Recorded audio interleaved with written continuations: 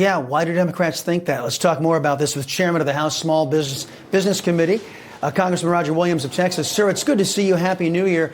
Senator Fetterman there also said that if Senate Democrats can't muster enough votes to help pass the Laken Riley Act, it would illustrate why Democrats lost the 2024 election. He's not wrong, is he? No, I mean, he's right. I mean, what he said is exactly right. How in the world could anybody vote against this?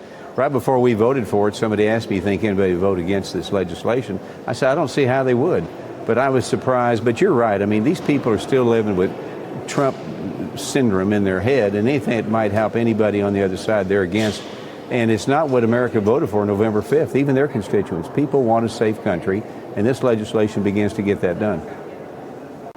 Yeah, and it's perplexing why so many Democrats want illegal alien criminals to be on our streets, to be in the United States of America. It really does boggle the mind. Congressman, you're in charge of helping small businesses in America, the backbone of employment and growth in our country.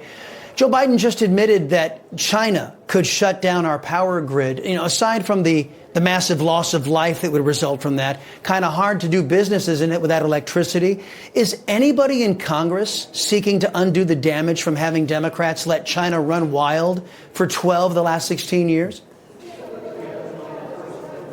Well, I think we got a president-elect that's going to do what he can, right, with presidential orders and so forth, and doing away with some of those. And here in Congress, when it requires legislation, we're going to begin to take America back. And quite frankly, you know, small business, we worry about it all the time. Small business makes up 75% of the workforce and payroll in America.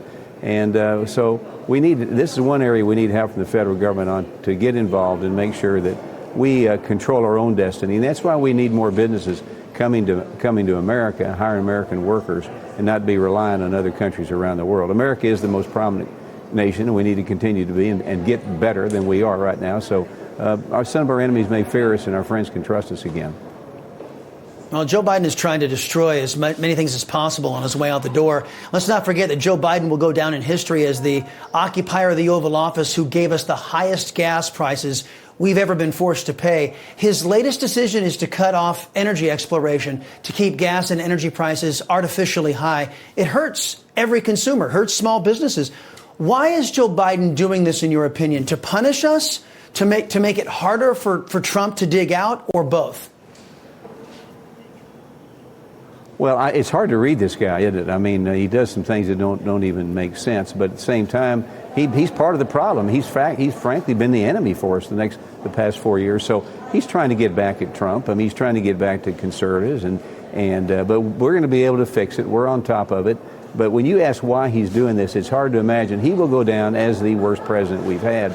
But also, you get concerned. He does so many things with China and others that you almost think he's part of the enemy.